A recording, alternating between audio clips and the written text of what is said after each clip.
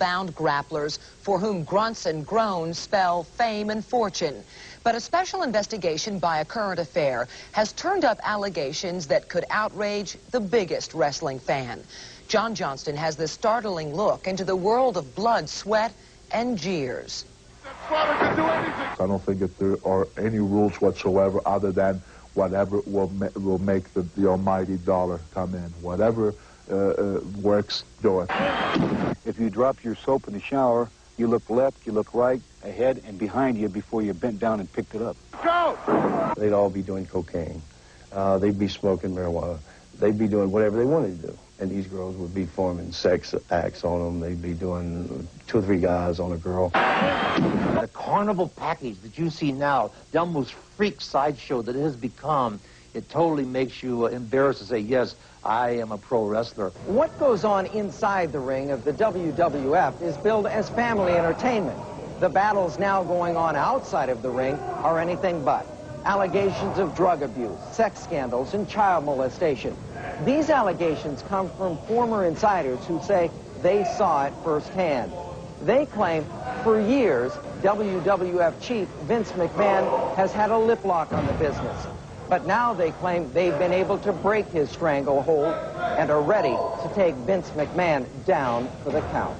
There's no question you wanted the monsters. Bruno Sammartino, the first real Mr. Wrestling, claims Vince McMahon's monster mentality led to widespread steroid abuse in the World Wrestling Federation. A hulk of a hero named Hogan is the biggest to take a fall. Our national hero! This 330-pound minister of muscle apparently did not practice what he preached. While telling his young flock of followers to say their prayers, take their vitamins, and stay away from drugs, their hero Hulk was allegedly pumping up with steroids. I think he's a liar. I think he's a coward. I think he's a scum of the earth, in my opinion, for the lies that he has perpetrated on this country and perpetrated on children who idolize him. I myself injected him personally in 1987 in the Pontiac Silverdome, in the Kiel Auditorium in St. Louis, in the Cow Palace in San Francisco. Hogan, I gave him steroids.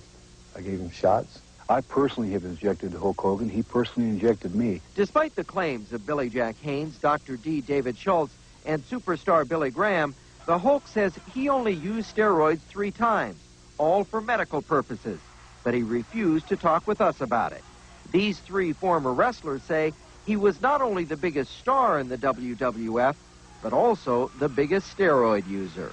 He says, I was so ignorant about steroids that I took a shot every day for a year before I learned how to cycle steroids properly. Recovering now from his 2nd hip replacement surgery as a result of steroid abuse, knows all too well about the ill effects. The one-time World Wrestling Champion with the bulging 24-inch biceps can now barely lift himself out of a chair. Steroids have left him sterile and crippled. But he claims the Hulk was also addicted to an even more dangerous drug, cocaine, and he refused when Hogan offered to share a snort. He said, don't start taking cocaine, brother. Don't start taking it, man, because it's hard to get off of. And as he gave me this lecture, when he finished it, he proceeded to put the 3 lines of cocaine up his nose.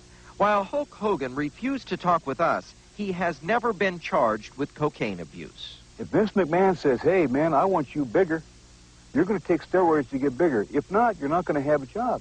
Billy Jack Haynes wrestled for the WWF from '86 to '88 and claims he became addicted to steroids and codeine, an addiction that almost killed him. I got to where I was taking 10, 12, 14 a day. I was totally hooked on codeine.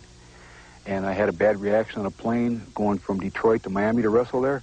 And I had an emergency stop in North Carolina. I even know I woke up in the hospital and I was on intravenous, and they said they had to either give me shock treatment or a pacemaker. So I took the shock treatment. I made it. I'm still alive today. 2 days later, Vince McMahon phoned me at home and said, hey, if you don't make San Francisco, Los Angeles, and Oakland, you're not going to be with the World Wrestling Federation no more. Look at that. Dr. D. David Schultz was the quintessential bad guy bully in the WWF. Although many fans knew him as Dr. Death, you might remember him as the man who roughed up ABC's 2020 correspondent, John Stossel. You think it's fake? After the attack, Schultz was fired, but he claims he was set up when he knocked Stossel down. In court papers, Dr. D says the real villain is Vince McMahon. He said, David, there's a guy here doing a national TV show. He's making a joke out of the business. I want you to tear his ass up. I want you to blast him and stay in character. I heard Vince say that I guess maybe I shouldn't have done that. Shouldn't have done what? Shouldn't have told him to slap him. Jim Stewart was Vince McMahon's personal limo driver from 1985 until he was fired in 1990. He claims Schultz wasn't his only setup. The way he goes through people and abuses people and then throws them away. He's a pig. I was fired because I wouldn't have sex with the vice president of operations. Murray Hodgson was hired by Vince McMahon and signed a 2-year contract with the WWF. Pat Patterson, the vice president of operations, was never charged with sexual harassment, but resigned when Hodgson filed suit. I just told him, I'm sorry, you've got the wrong guy. And he candidly told me not if I wanted to keep my job I didn't, and that I should think about it. I turned him down, and just a few weeks later, I was out on the street without a job. Can you answer any of the allegations for me now? No, I cannot. Okay, but you're the one that runs the company. Why can't you answer the questions for us?